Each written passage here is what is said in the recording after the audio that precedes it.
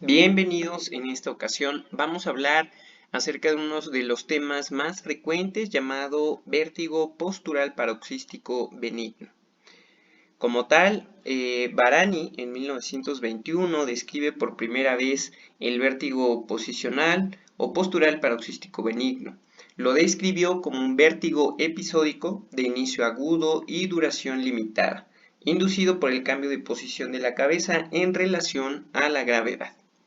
Para 1952, Margaret Dix y Hal Pike describieron la maniobra que provoca estos vértigos.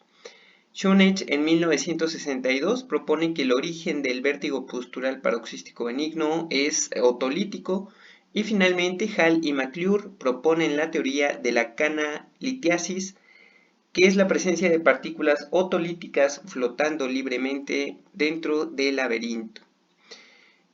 Como definición, es un trastorno toconial que produce un síndrome vestibular episódico de carácter paroxístico de breve duración, generalmente inferior a un minuto.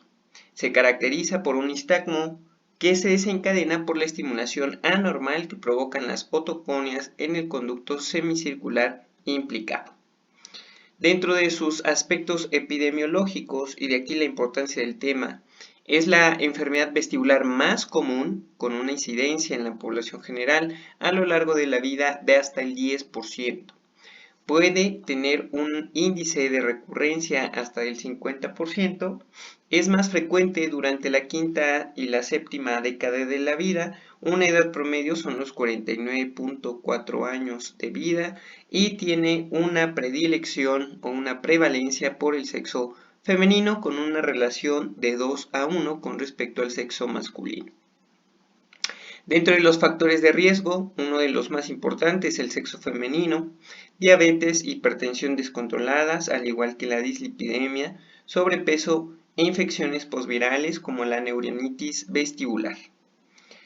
Hipoacusias súbitas, cirugías de oído medio o interno, también cobran gran relevancia los antecedentes de trauma craneoencefálico, enfermedades vasculares, EBC, o enfermedades coronarias, migraña, deficiencia de vitamina D y depresión en el último año.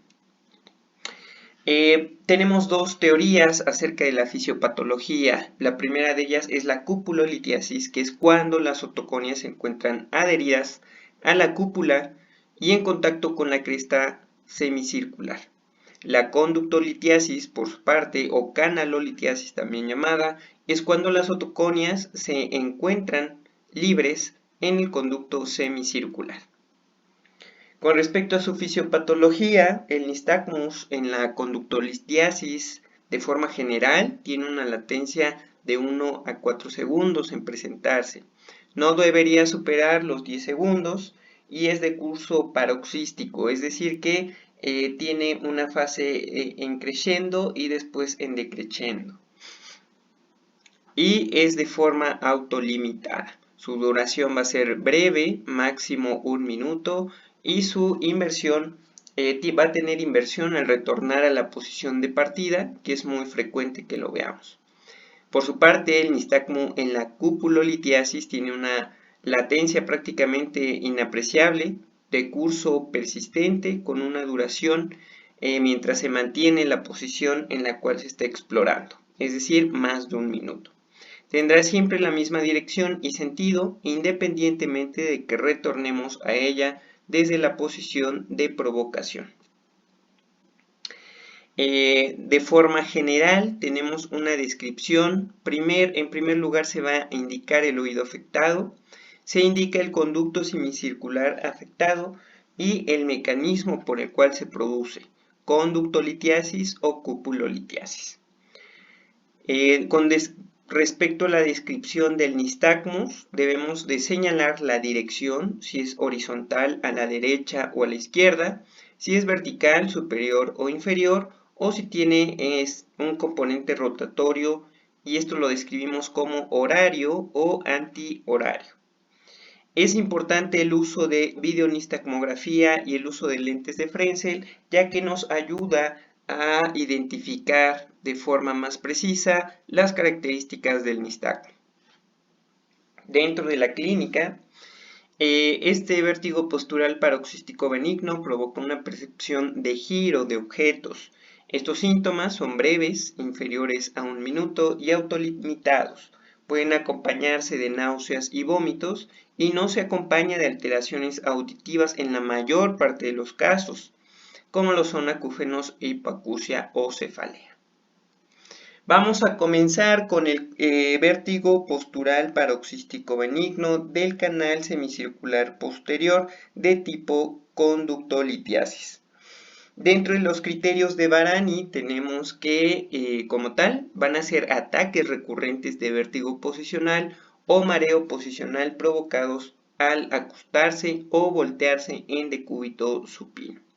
La duración va a ser menor de 1 minuto y el nistagmo posicional provocado después de una latencia de 1 o pocos segundos por las maniobras diagnósticas. El nistagmus es una combinación de un nistagmus torsional con el polo superior de los ojos batiendo hacia la oreja inferior, combinado con un nistagmus vertical, batiendo hacia arriba, que típicamente dura menos de 1 minuto. Y como último criterio, no debe de ser atribuible a otro trastorno. Dentro de las características, este vértigo postural paroxístico del canal posterior va a ser el más frecuente y constituye el 85 al 95% de los casos. Va a ser, como ya lo vimos en los criterios, un vértigo rotatorio. En adultos se puede manifestar como inestabilidad de comienzo brusco y duración breve, que aumenta con los movimientos de la cabeza en el plano vertical. En el caso de la cupulolitiasis, pues realmente aún se considera como un diagnóstico controvertido.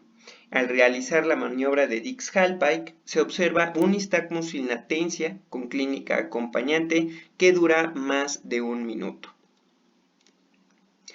Dentro de las pruebas diagnósticas tenemos la prueba de Dix-Hallpike. Esta tiene una sensibilidad y especificidad del 82 al 71% de los casos.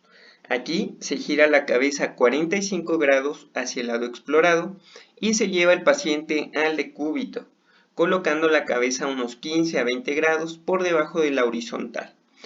El nistagmus va a tener una latencia de 1 a 4 segundos, debe de ser menor a 10 segundos, con un curso paroxístico y una duración menor a 1 minuto. Este nistagmus debe de tener una latencia máxima de aparición de 30 segundos. En cada uno de los diagnósticos y tanto las maniobras de tratamiento veremos el video que nos ejemplifica cómo realizar la maniobra o cómo realizar el tratamiento. Maniobra de Dix-Hallpike. El diagnóstico se realiza mediante la maniobra de Dix-Hallpike. Para ello, una vez sentado el paciente en una camilla con las piernas extendidas, le giramos la cabeza 45 grados hacia el lado que queremos explorar y le tumbamos bruscamente hacia atrás, situando la cabeza en hiperextensión unos 30 grados. Tras unos minutos, repetimos la maniobra hacia el lado contrario. Si la maniobra es positiva, aparecerá un nistagmo torsional con un componente vertical hacia arriba muy evidente y que tiene unas características específicas. Tiene latencia, se agota después de unos segundos y se fatiga. Si repetimos la maniobra varias veces, el nistagmo cada vez será de menor intensidad. Con respecto al diagnóstico, también podemos utilizar la prueba de decúbito lateral o prueba de Semont. Es una prueba alternativa en pacientes con limitación en la extensión de la cabeza y los nistagmus obtenidos y sus características van a ser los mismos que en la maniobra de Dix-Hallpike. Como ejemplo tenemos el canal semicircular posterior derecho, se va a girar la cabeza 45 grados hacia la izquierda y se acuesta el paciente sobre el lado derecho. Una vez agotado el nistagmus, se incorpora. Con respecto a las pruebas, tanto de Dix-Hallpike como de Semont, vamos a tener vértigos nistagmos, muy característicos. En el caso del nistagmus del canal posterior derecho, va a tener un componente vertical superior y torsional antihorario. Y a la incorporación vamos a tener un nistagmo vertical inferior y torsional de tipo horario de menor intensidad. Con respecto al nistagmo del canal posterior izquierdo, va a tener un componente vertical superior y torsional horario. Y a la incorporación vamos a tener un nistagmus vertical inferior y torsional antihorario. Continuamos con el tratamiento en este tipo de pacientes. Una vez visto el canal semicircular afectado, si es derecho o izquierdo, vamos a proceder a realizar la maniobra de Epley, descubierta en 1992, y en esta se gira 45 grados al lado afectado y se recuesta 20 grados por debajo de la horizontal. Se mantiene esta posición hasta que desaparezca el nistagmus, que más o menos son 30 segundos, y se gira la cabeza 90 grados hacia el lado contrario, otros 30 segundos o hasta que desaparezca el nistagmus.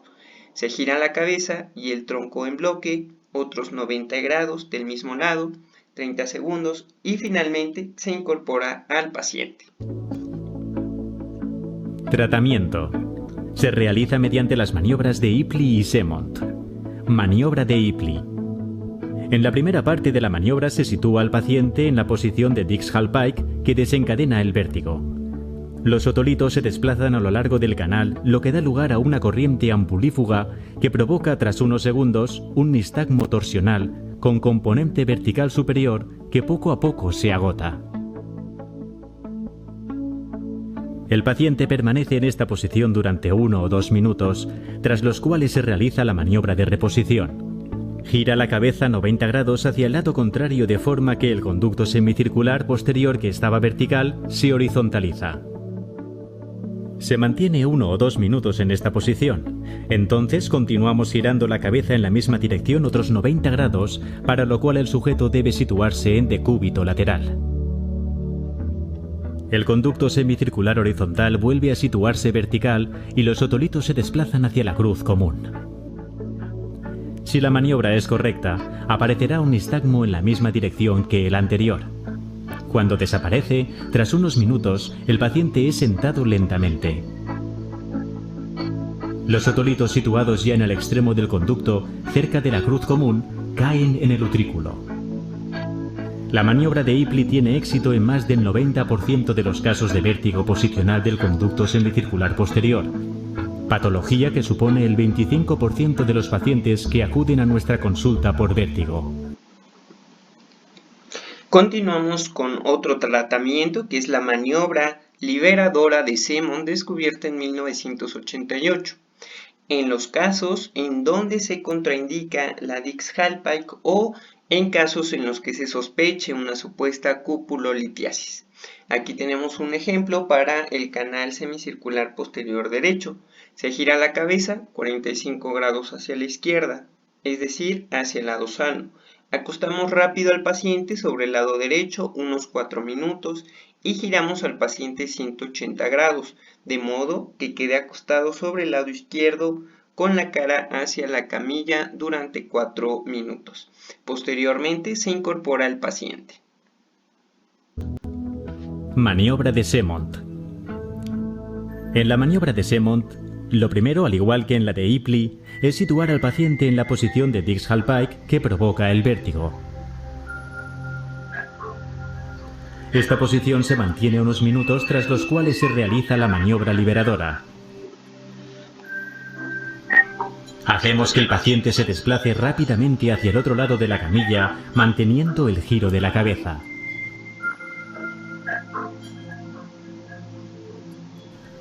Al realizar este movimiento, el conducto semicircular gira sobre sí mismo y las partículas se desplazan hacia la salida del canal, dando lugar a una corriente ampulífuga, de forma que si el movimiento es correcto y la maniobra tiene éxito, aparece un nistagmo en el mismo sentido que el anterior. Esta posición se mantiene durante unos minutos, tras los cuales el paciente se sienta lentamente. Los otolitos caen al utrículo.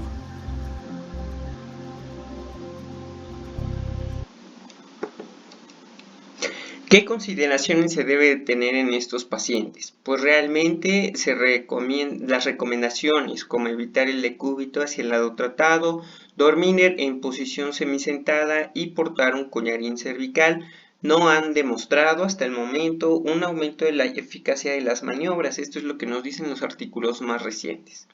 El vértigo postural paroxístico benigno se considera resuelto cuando no se observa nistagmo en la prueba de provocación correspondiente.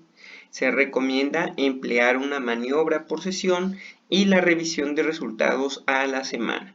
En ambas maniobras, la aparición de un nistagmo ortotrópico es un dato de buen pronóstico. Continuamos con el canal semicircular horizontal. De acuerdo a los criterios de Varani, van a ocurrir ataques recurrentes de vértigo posicional o mareo con los cambios de posición provocados al tumbarse o al girar desde la posición de decúbito. Aquí vamos a tener dos grandes vertientes, la canalolitiasis, que nos va a dar un nistagmus posicional generado con poca o nula latencia, que bate horizontalmente hacia el oído más cercano al suelo, cuando giramos la cabeza del paciente hacia uno u otro lado, es decir, un nistagmus geotrópico, con una duración menor a 1 minuto. De igual forma, aquí se cumple la ley de la canalolitiasis versus la cupulolitiasis con duración mayor a 1 minuto.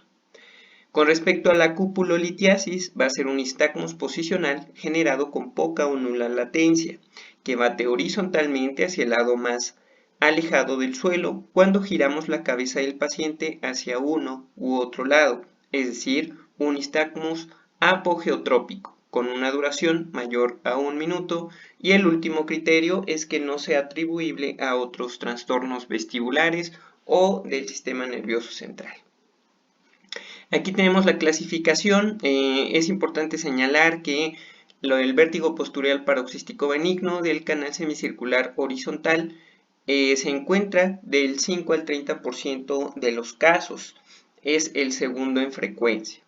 Dentro de su clasificación tenemos la conductolitiasis del brazo posterior, es la variante geotrópica, la conductolitiasis del brazo anterior, ageotrópica, junto con la cupulolitiasis, que de igual forma va a ser ageotrópica.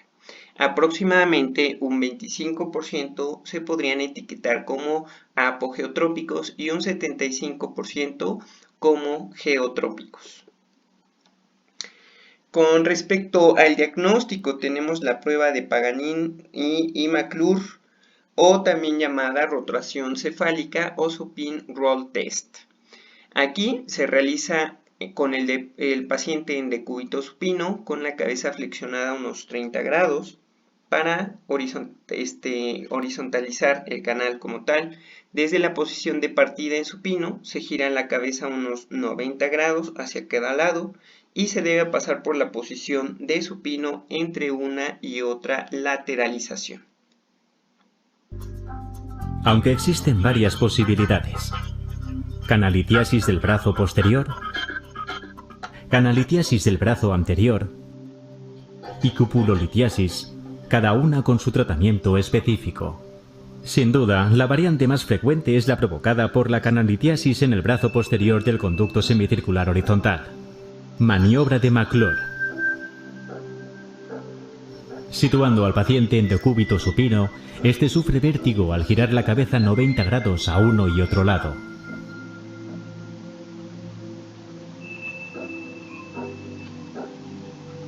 Esto es debido a que al girar la cabeza los otolitos se desplazan en el interior del canal, provocando corrientes endolinfáticas que dan lugar a un nistagmo geotrópico, es decir, hacia el suelo. El nistagmo es más intenso al girar la cabeza hacia el lado del oído afecto. Aquí tenemos las características de los nistagmus. Con respecto a la conductolitiasis, va a ser un nistagmus horizontal con una latencia menor a 10 segundos. de curso paroxístico decreciendo increciendo y con una duración menor a 1 minuto. Con respecto a la conductolitiasis del brazo posterior, que es la variante geotrópica, que es la más frecuente, vamos a tener un nistagmus horizontal derecho cuando la cabeza es girada hacia la derecha y un nistagmus horizontal izquierdo cuando la cabeza es girada hacia la izquierda. Con respecto a la conductolitiasis del brazo anterior, que es una variante ageotrópica, vamos a tener un nistagmus horizontal izquierdo cuando la cabeza se gira hacia la derecha y un nistagmus horizontal derecho cuando la cabeza se gira hacia la izquierda. Cuando se pasa de un decúbito lateral a la posición de supino, se puede apreciar un nistagmo inverso al obtenido en el giro cefálico. Y finalmente la cupulolitiasis, que es muy parecida a la conductolitiasis del brazo anterior.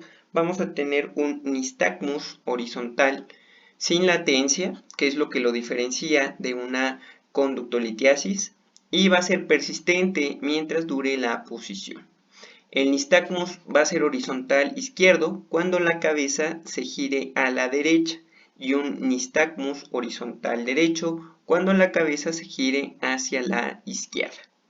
Es habitual apreciar en decúbito supino un nistagmus horizontal que bate hacia el lado afectado. Con respecto a las maniobras de flexión-extensión cefálica, tenemos esta maniobra que también se le conoce como maniobra de Bow and Lynn. Aquí tenemos el ejemplo para la conductolitiasis del brazo posterior del canal horizontal. A la flexión vamos a apreciar un nistagmus horizontal batiendo hacia el lado afecto, es decir, va a ocurrir un desplazamiento ampulípeto. Y hacia la extensión vamos a tener un nistagmus horizontal que bate hacia el lado sano, es decir, un desplazamiento ampulífugo.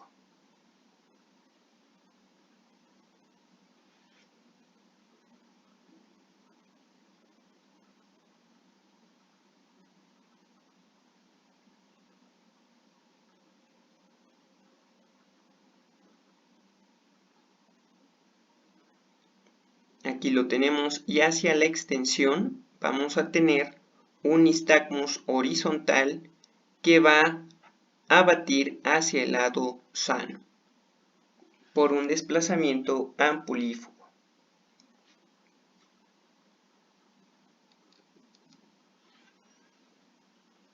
Con respecto a esta maniobra, en la conductolitiasis del brazo anterior del canal horizontal, vamos a tener hacia la flexión un nistagmus horizontal batiendo hacia el lado sano por corrientes ampulífugas, y hacia la extensión un nistagmo horizontal batiendo hacia el lado afecto por corrientes ampulípetas.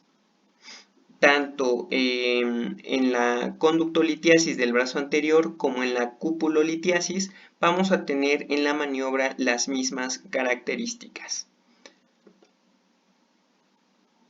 Esta es la maniobra para la cupulolitiasis, y ante una flexión vamos a tener un nistagmus horizontal que va a batir hacia el lado sano, es decir, la ampolla del conducto se inclina de forma ampulífuga. Ante la extensión vamos a tener un nistagmus horizontal que va a batir hacia el lado patológico o afectado por corrientes ampulípetas. Esta cupulolitiasis, como del brazo anterior, tienen las mismas características, solamente en cuanto a nistagmus, solamente debemos diferenciarlas en los tiempos de latencia y en la duración del nistagmus. Con respecto al tratamiento, tenemos la maniobra de Buffoni descubierta en el 2002. Para la conductolitiasis del brazo posterior, la variante geotrópica más frecuente, vamos a tener el sujeto en posición sentada. Se recuesta sobre el lado sano y tras desaparecer el nistagmus unos 60-90 segundos, se gira la cabeza 45 grados hacia el lado sano, es decir, la nariz hacia la camilla. Tras cesar el nistagmus, otros 60-90 segundos, se incorpora nuevamente al paciente. Of either a right horizontal canal lithiasis or a left horizontal canal cupulolithiasis. It's a simple maneuver It consists of very quickly lying down on your left side and staying in that position for 2 to 3 minutes. After 2 to 3 minutes, you will turn your head downward and look toward the floor and stay in that position for 2 to 3 minutes before sitting back up again.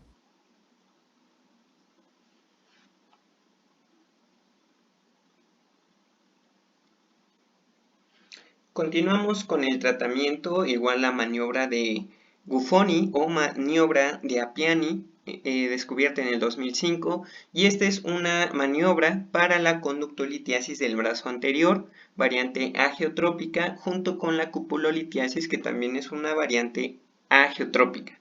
Aquí vamos a tener el sujeto en posición sentada, se recuesta sobre el lado afectado y tras desaparecer el nistagmus de 60 a 90 segundos, se gira la cabeza 45 grados hacia el lado sano, es decir, la nariz hacia arriba.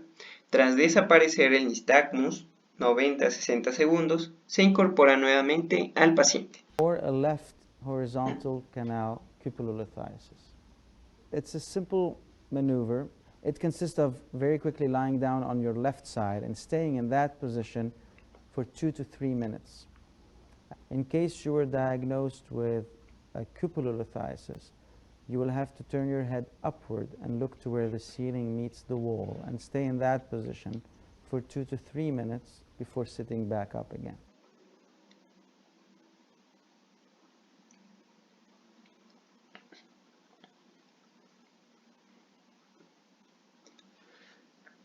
Otra de las maniobras de tratamiento es la maniobra de Lempert-Thiel-Wilk o barbecue, descubierta en 1996. Aquí vamos a tener el paciente en decúbito supino, se gira la cabeza 90 grados hacia el lado sano y se dan en fases marcadas por la duración del nistagmus, de 60 a 90 segundos, y se realizan giros de 90 grados hasta que el paciente se halla sobre el lado afecto, es decir, 270 grados, y luego se incorpora.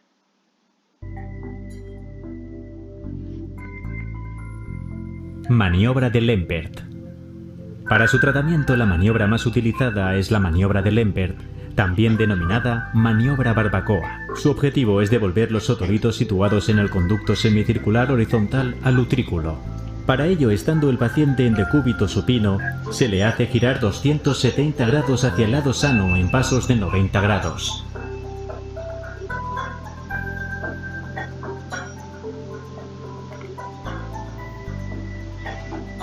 Con ello se consigue que los otolitos se desplacen hacia el extremo del canal y caigan finalmente en el utrículo.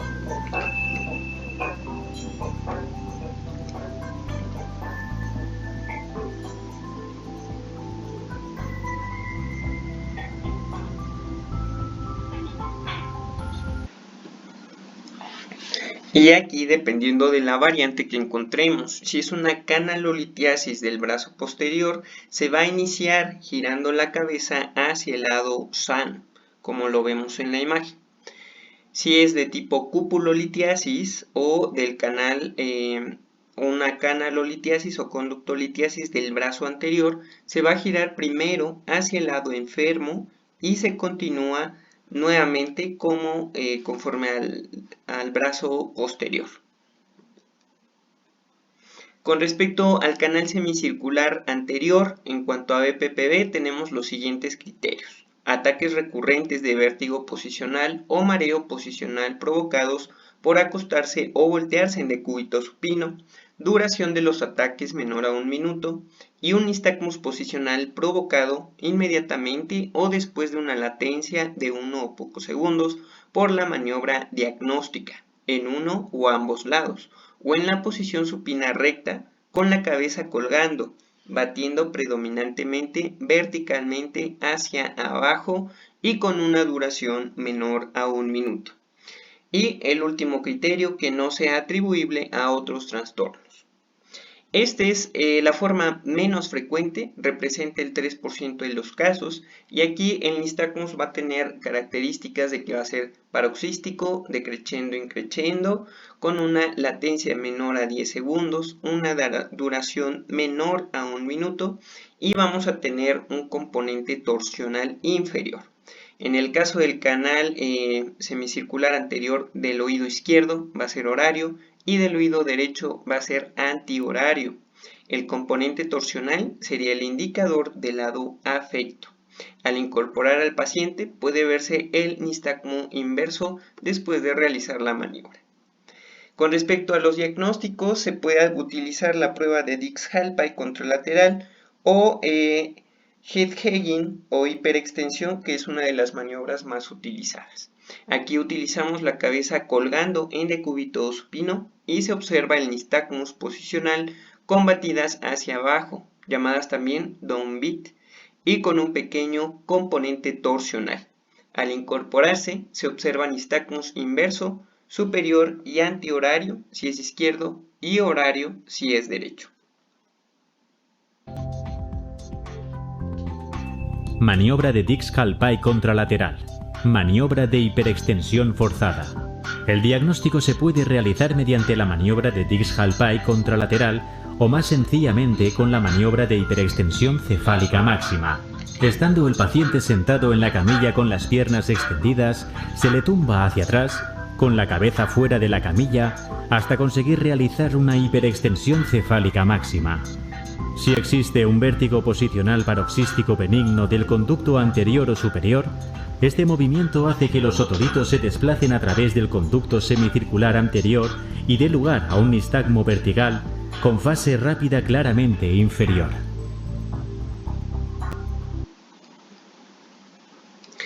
Otra de las maniobras es la maniobra de Jacobino.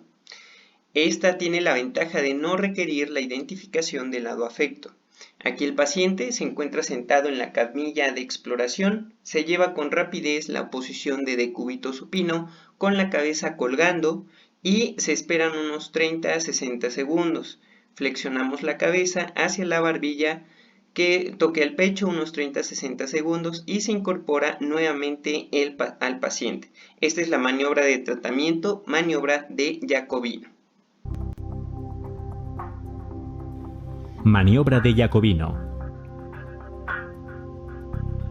Como en el diagnóstico, el tratamiento se puede hacer realizando la maniobra de Hipley sobre el lado contralateral, o más sencillamente con la maniobra de Jacobino, que consiste en, una vez situado el paciente en posición de hiperextensión cefálica, realizar una flexión cervical máxima que hace que los otolitos situados en el conducto caigan al utrículo.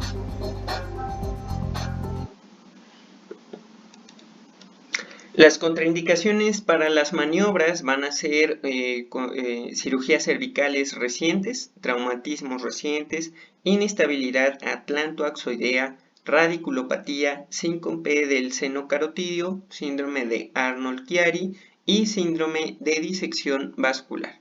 En estos casos se preferiría el uso de maniobras mecanizadas como vemos en la imagen.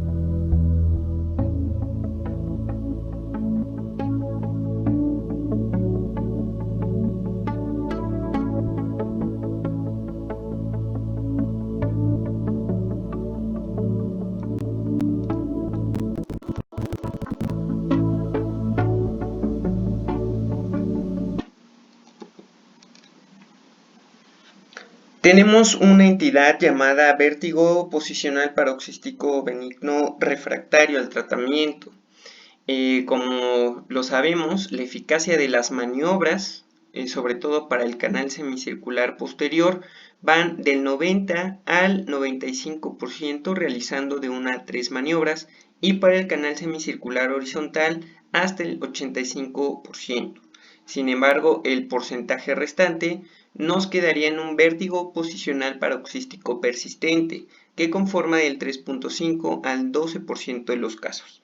Aquí se recomendaría el uso de ejercicios de habituación de Bran y Darov y intervenciones quirúrgicas únicamente en los casos más catastróficos, en los que ya tenga como tal alteraciones en la vida cotidiana del paciente. Aquí se utiliza una sección del nervio singular u oclusión del conducto semicircular posterior o afectado. Y en cuanto al vértigo posicional paroxístico benigno recurrente, este puede llegar hasta el 25% de los casos Más frecuente en los primeros 6 a 12 meses tras la realización de la maniobra terapéutica, y el tratamiento no va a variar, se realiza nuevamente la maniobra de reposición correspondiente. A continuación veremos cómo se realizan los ejercicios de Bran y Darrow. Sitting on a firm, flat surface, turn your head towards one shoulder and lie on the opposite shoulder. The nose should be pointing up at a 45-degree angle. Remain in this position for about 30 seconds or until vertigo subsides, whichever is longer, and then move back to the seated position. Repeat the same maneuver on the other side. Make sure the nose is pointed up and the head is tilted back. Maintain the position for 30 seconds or until any vertigo subsides. Con respecto al diagnóstico diferencial, este lo vamos a dividir en 3 categorías. Aquellos que son diagnósticos diferenciales con otros procesos otológicos, y dentro de ellos tenemos la enfermedad de Meniere, que como lo vemos en la tabla, pues por lo general no va a tener un desencadenante, va a tener duración de horas a diferencia del BPPV, y la hipoacusia se encuentra asociada al ataque de vértigo. Vestibulopatías unilaterales como la neuronitis o la laberintitis de igual forma no tienen un desencadenante, su duración de igual forma va a ser de horas, y es posible o no que se encuentre la alteración auditiva. Fístulas perilinfáticas o fístulas del conducto anterior, que se van a desencadenar principalmente con la presión, con los signos de Tulio y Henneberg, y con el sonido. Va a tener una duración de minutos y es posible o no que se asocie a patología auditiva. Y el BPPV, como ya lo vimos, va a tener los desencadenantes de cambios posturales, duración menor a 1 minuto, y no va a estar asociado a sintomatología auditiva. Otros diagnósticos diferenciales neurológicos van a ser la migraña vestibular, la paroxismia vestibular, lesiones de las estructuras en torno al cuarto ventrículo, lesiones cerebelosas, troncoencefálicas o la misma enfermedad de Arnold-Chiari, lesiones desmielinizantes, tumores del ángulo punto cerebeloso, lesiones isquémicas o degenerativas. Y otras entidades susceptibles de emular el BPPV serían la hipotensión ortostática, trastornos de pánico o ansiedad, fármacos como misolina, carbamazepina, fenitoína, litio, tranquilizantes y antihipertensivos, vértigo rotacional cervical y espasmos de convergencia posicional.